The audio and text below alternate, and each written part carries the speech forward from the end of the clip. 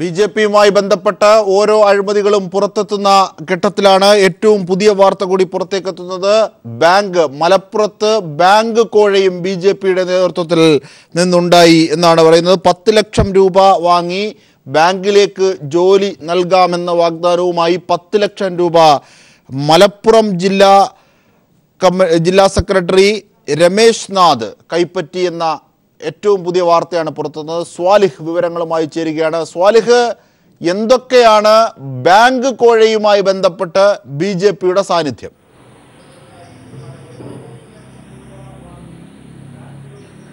അജിംഷാദ്, മലപ്പുറം ജില്ലാ ജനറൽ സെക്രട്ടറിയായ അഡ്വക്കേറ്റ് രശ്മിൽ നാഥാണ് കോഴ വാങ്ങിയിരിക്കുന്നത്. മഞ്ചേരി സ്വദേശിയായ ഔസേപ്പിൽ നിന്ന് മകന് ബാങ്കിൽ ജോലി തരപ്പെടുത്തി നൽകാമെന്ന് പറഞ്ഞാണ് 10 ലക്ഷം രൂപ കോഴ കൈക്കൂലി കൈപ്പറ്റിയിരിക്കുന്നത്. റാങ്ക് ലിസ്റ്റിൽ ഉൾപ്പെട്ടിരുന്നു, ബാങ്കിലെ ജോലിക്കുള്ള റാങ്ക് ലിസ്റ്റിൽ ഉൾപ്പെട്ടിരുന്നു ഔസേപ്പിന്റെ മകൻ.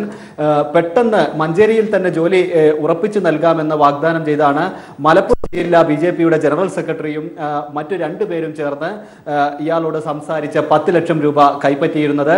എന്നാൽ ഇതിൽ തുടർന്ന് മറ്റു നടപടികളൊന്നും കാണാതിരുന്നപ്പോൾ ഇയാൾ രശ്മിൽ നാഥിനെ വീണ്ടും ഫോണിൽ ബന്ധപ്പെടാൻ ശ്രമിച്ചു. അപ്പോൾ ഫോൺ സ്വിച്ച് ഓഫ് ചെയ്യുകയായിരുന്നു. ഇയാളുടെ ഫോൺ അറ്റൻഡ് ചെയ്തില്ല എന്നാണ് പറയുന്നത്. ഈ ഘട്ടത്തിൽ മലപ്പുറം ജില്ലയിലെ മറ്റു ബിജെപി നേതാക്കളുമായി സംസാരിച്ചിരുന്നു. അവർ പ്രശ്നം പരിഹരിക്കാമെന്ന് ഔസേപ്പിനോട് വാക്ക് നൽകുകയും ചെയ്തു. ഇതിൽ ഫലം കാണാത്തതിനെ തുടർന്നാണ് മഞ്ചേരി സർക്കിൾ ഓഫീസിലെത്തി ഔസേപ്പ് പരാതിപ്പെട്ടത്.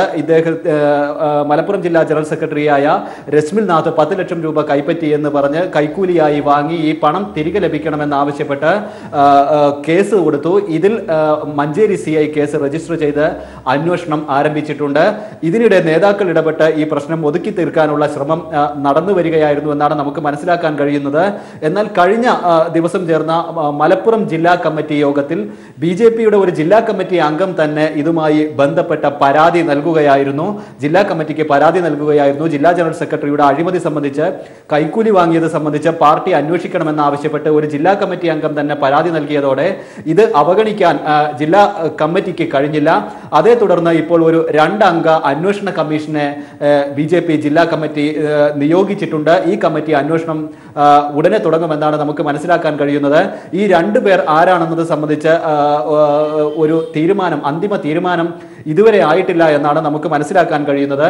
സംസ്ഥാന കമ്മിറ്റിയെയും ജില്ലാ കമ്മിറ്റി ഈ അഴിമതി സംബന്ധിച്ചിട്ടുള്ള കാര്യങ്ങൾ ധരിപ്പിച്ചിട്ടുണ്ട്. അതുകൊണ്ട് തന്നെ സംസ്ഥാന കമ്മിറ്റി നിർദ്ദേശിക്കുന്ന ആരെങ്കിലും അന്വേഷണ കമ്മിറ്റിയിൽ ഉൾപ്പെടുത്തണമെന്ന ആലോചനയിലാണ് ജില്ലാ കമ്മിറ്റി ഉള്ളത്.